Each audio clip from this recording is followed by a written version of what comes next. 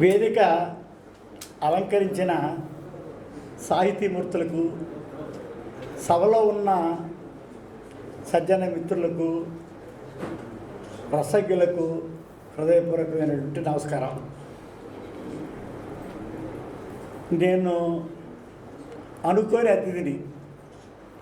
మీరు నన్ను మన్నించడం మీకు ఔదార్యం. ఇవాళ వెంకటరమణ గారి అబ్బాయికి పెళ్ళయి కార్యక్రమం చేస్తూ ఉంటే దానికోసం నేను వచ్చేటప్పుడు ఫోన్లో నారాయణ స్వామి గారి కడపటి యుద్ధం ఆవిష్కరణ సభ జరుగుతుందని తెలిస్తే, సాయంకాలం కదా నేను వెళ్ళవలసిన కార్యక్రమం, ఉదయం ఈ అదృష్టం అనుభవిస్తే బాగానే ఉంటుంది అని ఈ కార్యక్రమానికి వచ్చాను. ఈ ఊరు రావడానికి కారణం వెంకటరమణ గారు అయితే, ఇక్కడే రావడానికి కారణం నారాయణ స్వామి గారు. నారాయణ స్వామి గారు అంటే నాకు చాలా ఇష్టం, ప్రేమ, అభిమానం. ఎంత ఆత్మీయంగా చాలా తక్కువ మందితో ఎవరికైనా సంబంధాలు ఉంటాయి. ఈ కడపటి యుద్ధం నేను చాలా దీక్షగా చదివాను. ఏ నవలైనా ఒకరోజు చదివేస్తే సరిపోతుంది. ఈ నవల నేను ఒక్కరోజు చదివి ఊరుకునేది కాదు, వారం చదివి మళ్ళీ మొదటికొచ్చి మళ్ళీ నవల చదువుతూ వెళ్ళాను. నవలంతా ఒకసారి చదివి మళ్ళీ మొదటి నుంచి చదువుతూ వచ్చాను. అర్థం చేసుకోవడానికి ఆలోచన ఎట్లా అవసరమో, సమయం కూడా జనానికి అవసరం. ఈ పుస్తకాన్ని అర్థం చేసుకోవడానికి తొందరపాటు ఉండకూడదు అని మాత్రం నేను స్పష్టంగా చెబుతున్నాను. ఈ రచన ఎందుకు చేస్తున్నాడు ఈ మనిషి అని ముందు తర్జన భర్జన చేసుకొని తర్వాత తన భావాల్ని చెప్పడం ఎవరికైనా న్యాయంగా ఉంటుంది. నాకు ముందు వాటి రాయడానికి 15 రోజులు నేను తర్జన భర్జన పడ్డాను అని అంటే మీరు ఉంచగలరు ఎందుకు ఆ పని అవసరమైందో. ఈ పుస్తకం చదువుతూ ఉంటే మీరు చాలామంది చాలా విషయాలు చెప్తున్నారు, చాలామంది చాలా ఆలోచనలు చేస్తున్నారు. కానీ విజయనగర సామ్రాజ్యం అంతరించిపోయే ముందులో ఇక్కడ విజయనగరం నుంచి పెనుగొండకు మారే సమయంలో జరిగినటువంటి చారిత్రక, సామాజిక, మానవీయ, మనస్తత్వ విశ్లేషణ ఉంది ఈ నవల్లో. 1-2 విషయాలు కాదు. ఇది చరిత్రలో ఉన్నటువంటి పరిస్థితులు ఏమిటి, ఒకడికి వదులుగా మరొకడు రాజ్యం చేస్తూ ఉన్నటువంటి కాలం అది. ఈ కాలంలోనే ఆ మహమ్మదీయులతో ఇక్కడ భారతీయులను, ఆంధ్రులను, కన్నడాంధ్రులను, కన్నడ తమిళాంధ్రులను ఎట్లా చెప్పినా వీళ్ళకి ఉన్నటువంటి సంఘర్షణ ఒకటే బాగా కనిపిస్తుంది. ఆత్మీయమైనటువంటి మహమ్మదీయులతో, మహమ్మదీయ నాయకులతో విజయనగర సామ్రాజ్యం చాలా ప్రేమగా చూసుకుంది. అట్లా ప్రేమ చూసినటువంటి వాళ్ళే శత్రువర్గంలో చేరుతున్నారు. ఒక హిందూ ధర్మం, ఒక మహమ్మదీయ ధర్మం మానవత్వాన్ని దాటి మత పరిధిలోకి పోయి పరిణామం చెందుతున్న దశని ఈ నవల మీకు చూపిస్తుంది. ప్రేమగా ఉన్నారు మనుషుల మధ్య, వ్యక్తిగా ప్రేమ ఉంది, వ్యవస్థగా అతని వంశం అతని వేరు, ఇతని మతం ఇతని వేరు. ఇట్లా అయిపోయి అన్నం పెట్టిన చేతిని కొరికినటువంటి పరిస్థితిగా చరిత్ర జరుగుతున్నటువంటి కాలాన్ని అంత చాకచక్యంగా చెప్పడం ఎవరికీ సాధ్యం కాదు. నారాయణ స్వామి గారు చరిత్ర చెబుతున్నాడు. అన్నదమ్ముల్లాగా ఆత్మీయులైనటువంటి మహమ్మదీయ హిందువులు అంత ఆత్మీయంగా ఒకరి మీద ఒక ఆధారపడి ఉన్నవాళ్ళు పక్కకి పోయిన తర్వాత మత పరిధిలోకి వచ్చి హిందువు మహమ్మదీయులు కొట్లాడుకునే పరిస్థితిని వర్ణించటంలో ఎంత జాగ్రత్త, ఎంత సంయమనం, ఎంత నేర్పు, ఎంత ప్రేమ ఉన్న మనిషికో తప్ప సాధ్యం కాదు. ఇది చారిత్రకంగా ఉన్నటువంటి ఒక పరిణామం. రెండో పరిణామం మానవులు. ఇవాళ ఎన్ని రకాల మనకి అనంతపురం అంతా, బళ్ళారిలోనూ, విజయనగరంలోనూ, కన్నడ దేశంలోనూ మనం చూస్తూ ఉన్నటువంటి మానవులు ఇన్ని రకాలుగా ఉన్నారో అన్ని రకాల వాళ్ళు ఈ పాత్రలు ఇందులో కనిపిస్తారు. బ్రాహ్మణుడి దగ్గర నుంచి మీరు దళితుడు అనేవాడి దగ్గరికి ఉన్నటువంటి అన్ని పాత్రలు కనిపిస్తాయి. ఆ పాత్రలకు ఉన్నటువంటి మానవ సంబంధాలను చెప్పడంలో స్వామికి దగ్గరైనటువంటి వాడు ఎప్పటికీ లేడు. మానవ సంబంధాలు చెప్పడంలో అద్భుతమైనటువంటి చాకచక్యాన్ని చూపించాడు. ఎవడి గుణాలు వాళ్ళకు ఉన్నాయి, ఎవరి భావాలు వాళ్ళకు ఉన్నాయి, ఎవరి దోవ వాళ్ళది. అయినా సరే మనుషులుగా సన్నిహితంగా చాలా దగ్గరగా ఉండడం, అది చూస్తే మీకు ఆశ్చర్యం కలుగుతుంది. మీరు ఇవాళ అనంతపురంలో ఎన్ని రకాల జనాలను చూస్తున్నారో అన్ని రకాలుగా జనాల్ని ఒక 4-5 సంవత్సరాలు, 400 సంవత్సరాల పూర్వం ఎట్లా ఉంటుందో చూసుకొని అక్కడి మనుషులు ఇప్పటి మనుషుల దాకా పరిణామం చెందడానికి ఎంత జీవన వ్యయం అయ్యిందో, మానవత్వ శక్తి కలిగిందో, వాళ్ళు ఏ రకంగా పరిణామం చెందారో చూడడానికి క్రాంతదర్శి అయినవాడు మాత్రమే దర్శించగలడు. ఆ క్రాంత దర్శనం చేసినటువంటి గొప్ప రచన కడపటి యుద్ధం. అప్పటి మనిషి ఇవాటి దాకా పరిణామం చెందితే ఇవాటి మనిషి ఎట్లా ఉన్నాడో వాడిని 400 సంవత్సరాల పూర్వం ఎట్లా ఉన్నాడో చూడడానికి ప్రయత్నం చేసి యుద్ధం జరిగే భూమికలో ఉన్నటువంటి మానవుడి గురించి చెప్పడం ఆయనకి చేతనైన. నాకు ఒక మాట కనిపిస్తుంది, అంత బాగా అందరికి చేత కాదు. చరిత్రలో ఉన్నటువంటి పురుషుల గురించి చెప్తున్నాడు. చరిత్రలో కొన్ని సంఘటనలు ఉంటాయి, ఆ సంఘటనల గురించి చెప్పేటట్టు సందర్భం వస్తుంది. ఆ చెప్పేటప్పుడు ఇది ఎంతవరకు సమాజానికి అవసరం, ఎంతవరకు నీతి, ఎంతవరకు నిజాయితీ, ఇవన్నీ గుండెల్లో నింపుకొని ప్రేమ పొదికినటువంటి రచన చేయడం స్వామికి బాగా తెలుసు.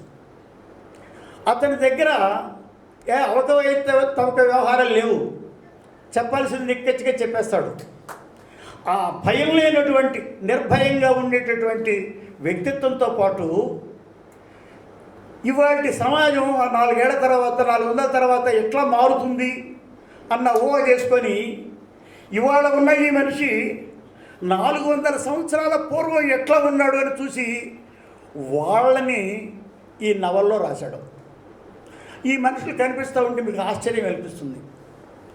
నాకు ఓ బ్రాహ్మణ అమ్మాయి దురదృష్టమైన పరిస్థితుల్లో విలయాలుగా మారే పరిస్థితి లాంటిది వస్తే లోపల చాలా భయపడతా ఉన్నాను నేను, ఏమైపోతుంది అని. ఏమీ కాలేదు. ఆమె వ్యక్తిత్వాన్ని కాపాడాడు. ఏ పాత్రను సృష్టిస్తున్నా ఆ పాత్ర పతితం అవుతుందేమో అని అనుకునేటప్పుడు పవిత్రంగానే ఉంటుంది కానీ చెడిపోదు. ప్రతి పాత్రని చాలా అద్భుతంగా కాపాడాడు. ఏ పాత్ర సృష్టి చేసినా అతను వెనకడుగు వేయలేదు. మనిషిని ప్రేమించేవాడు, మానవత్వాన్ని ప్రేమించేవాడు, సమాజాన్ని ప్రేమించేవాడు. మనిషి పాత్ర సృష్టించేటప్పుడు గుండె గుప్పెట్లో పెట్టుకొని ఎంత జాగ్రత్తగా నిలబడి ఉంటాడో అంత జాగ్రత్తగా తను రచన వ్యవహారం చేసేటప్పుడు చాలా చాకచక్యంగా ఉన్నాడు నారాయణ స్వామి. అతను చరిత్ర ఒక పక్క, సమాజం ఒక పక్క. సమాజంలో ఉండే పాత్రలు ఒక్కొక్కళ్ళు ఒక్కొక్క రకంగా మారడం, కవులు వాళ్ళ గోళ్ళు, సంగీతం, నృత్యం, వీళ్ళ సమాజం, ఇట్లా ఒక విస్తృతమైనటువంటి ప్రణాళికలో ఇంత విశాలమైనటువంటి ప్రాంగణాన్ని తీసుకొని దాన్ని రాయడం అసాధ్యమైనటువంటి పరిస్థితి. చాలా గొప్ప రచన చేశాడు. ఈ చేసేటప్పుడు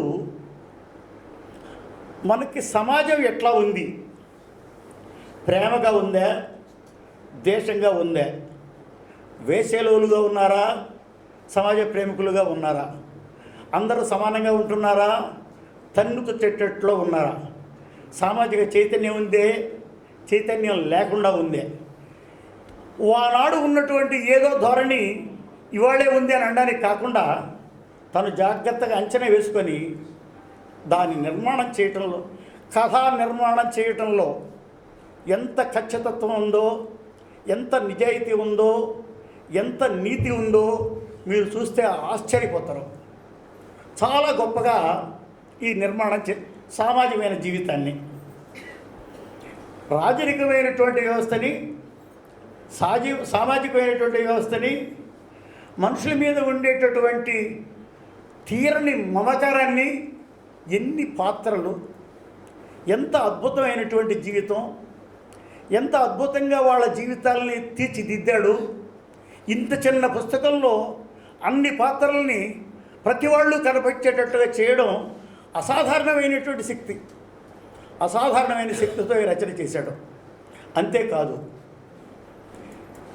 మానవ సంబంధాల్లో నాటి మనుషుల్లో ఎటువంటి సంబంధాలు ఉన్నాయో వాటి రూపమే ఇవాళ కొంత దశ, ఒక దశలో మనకి ఇక్కడ కూడా కనిపిస్తుంది అని ఒకనాటి సమాజం యొక్క జీవితాన్ని ఈనాటి సమాజంలో చెప్పడానికి చాలా గట్టి ప్రయత్నం చేశాడు. మనకి ఈ నవల్లో అర్థం కావాల్సినటువంటిది ఏమిటంటే, ఒక పెద్ద క్యాన్వాస్ తీసుకొని ఆ క్యాన్వాస్ అంతటి మీద బొమ్మడని కూర్చుంటే మహామహావాడు కూడా చేత కాకుండా పోయే పని లాంటి ఒక ఇబ్బంది పరిస్థితి ఉంది. ఆ ఇబ్బంది అయిన పరిస్థితిని నారాయణ స్వామిలాగా చాకచక్యంగా నిర్వహించగలిగినటువంటి రచన నిర్వహణ చేయగలిగినటువంటి సమర్థుడు ఎవరినన్నా ఉన్నాడంటే నాకు మరొకడు కనిపించటం లేదు. అద్భుతమైనటువంటి నిర్వహణ చేశాడు. ఇంత పెద్ద ప్రణాళికను తీసుకొని ఇంత పెద్ద క్యాన్వాస్ మీద బొమ్మలు గీస్తూ దీన్ని ఏ రకమైనటువంటి మార్పు లేకుండా చేయడానికి చూస్తున్నటువంటి ప్రయత్నం చేస్తే నాకు చాలా ఆశ్చర్యం అనిపించింది. అంతేకాదు, అతనికి భక్తి, దేవుడు, ఈ వ్యవహారాలు తనకెంత ఇష్టమో తన పాత్రలకి కూడా అంతే ఇష్టంగా ఉండేవాళ్ళు ఉంటారు. వాళ్ళు సప్తభూమిలో శైవం మీకు కనిపిస్తే కడపటి యుద్ధంలో వైష్ణవం మీకు కనిపిస్తుంది. రెండింటికి నిజాయితీతో మెలిగేటటువంటి పాత్రలే కనిపిస్తాయి. ఆ పాత్రలు సృష్టించేటప్పుడు తను ఏ రకంగానూ భంగపడిపోకుండా, ఏ రకంగానూ మాట జారకుండా వాళ్ళను నిర్వహించటంలో ఎంత చాకచక్యం ఉందో అది అసాధారణమైనటువంటి శక్తి. ఈ మనిషికి ఉన్నటువంటి గొప్ప విలువలు ఏమిటంటే, రచనా విధానంలో కవిత్వంలాగా రాయడం తెలుసు. కొంతమంది వచనంలాగే రాస్తారు, కొంతమంది అది కవిత్వంగా రాస్తారు, కొంత బాగా ఆకర్షించేటట్టు రాస్తారు. చాలా అద్భుతమైనటువంటి నిర్మాణ శిల్పం తనకు తెలుసు.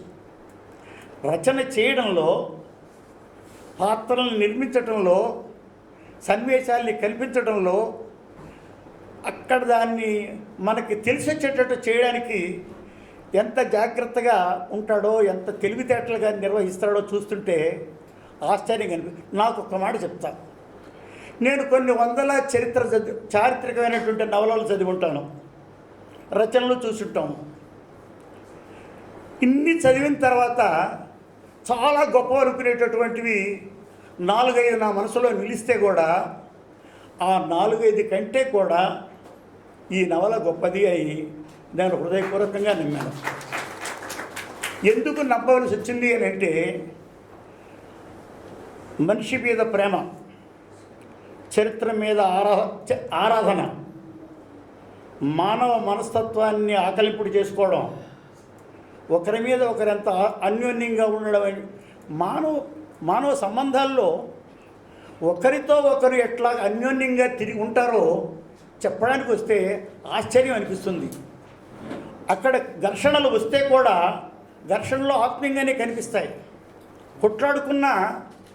కొట్లాట మాత్రం మల్లయుద్ధానికే పరిమితం అయిపోతుంది. మనిషి మామూలుగా ఉంటాడు. ఇట్లా చేసుకుంటూ రావడం ఈ నిర్మాణ శిల్పం, నవల చారిత్రక నిర్మాణ శిల్పం అద్భుతంగా ఉంది. అద్భుతంగా రాసినటువంటి నారాయణ స్వామి నేను హృదయపూర్వకంగా అభినందిస్తున్నా.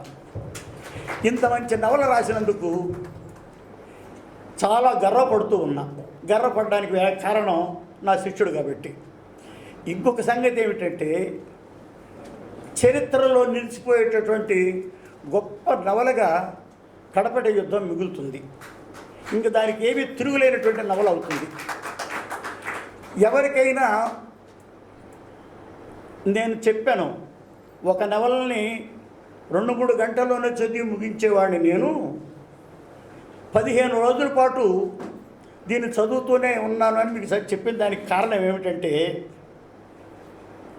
ముందు వెనకలు చూసుకుంటూ ఆ మనిషికి ఈ మనిషికి సంబంధం, ఆ సన్నివేశానికి ఈ సన్నివేశానికి సంబంధం జాగ్రత్తగా అంచనా వేసుకుంటూ చూడకపోతే భ్రమకి, ప్రమాదానికి అవకాశం వస్తుంది. ఇది ఏదో సరిగ్గా లేదు అని అనిపించే పరిస్థితి ఉంటుంది. కానీ నెమ్మదిగా జాగ్రత్తగా ఆలోచన చేస్తే చాలా అద్భుతమైనటువంటి నిర్మాణంతో ఉంటుంది. అతని రచన విధానం బాగుంటుంది, అతని కవిత్వం బాగుంటుంది, అతని జీవిత దృక్పథం బాగుంటుంది, అతని సామాజిక దృక్పథం బాగుంటుంది, మానవ మనస్తత్వాన్ని చెప్పడంలో చాలా జాగ్రత్తగా వహిస్తాడు. వీళ్ళు మిత్రులు అంటున్నారు, ఇంత మంచి పుస్తకమే, దీని మీద కొంచెం ఎవరికో ఎందుకో అనిష్టం కలుగుతుంది అని అంటే, ఒక గొప్ప పుస్తకం వచ్చినప్పుడు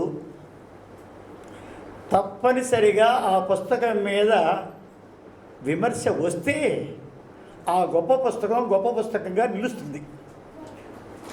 ఒక పుస్తకం మీద విమర్శ రాలేదు అని అంటే దాన్ని ఎవరో ఏమీ పట్టించుకోలేదని అర్థం. ఈ పుస్తకం మీద విమర్శ వచ్చింది అంటే నాకు చాలా సంతోషం. ఎందుకు అంటే ఈ పుస్తకం 4 కాలాల పాటు నిలుస్తుంది అని. ఇంకొకటి, జనం అనుకూలంగాను వ్యతిరేకంగాను ఇష్టంగాను అనిష్టంగాను మాట్లాడే సందర్భాలు వస్తే పాక్షికమైనటువంటి మనిషి మనస్తత్వమే అర్థమవుతుంది, కానీ పుస్తకంలో ఉన్నటువంటి లోపం కాదు. నాలో లేనటువంటి గుణాలు నేను ఈ నవల్లో చూస్తే భయపడతా, నాలో ఉన్నటువంటి గుణాలు ఈ నవల్లో లేకపోతే ఇబ్బంది పడతా. ఈ 2 మనిషికి ఉండేటటువంటి లక్షణాలు ఈ నవల్లో వెతకడానికి పోతే ఇబ్బంది అనిపిస్తుంది. ఆ ఇబ్బంది సన్నివేశాన్ని చెప్పడం చాలా జాగ్రత్తగా అతను చాలా జాగ్రత్తగా చెప్పాడు. ఎక్కడా కూడా తొడకలేదు మనిషి. చాలా ఇష్టమైన పాత్రలు చెప్పే చోట కూడా తను మనిషి ఇక్కడ తొడకడం. రాజరికం మీద పెద్ద ప్రేమ లేకపోయినా న్యాయంగానే రాశాడు. మనిషి మీద విపరీతమైనటువంటి ప్రేమ ఉన్న జాగ్రత్తగానే రాశాడు. రాజులు మనుషులు కూడా సన్నిహితంగా ఉండడం ఒక గొప్ప సౌభాగ్య జీవితాన్ని చెప్పడానికి అతను బాగా ఇష్టపడ్డాడు.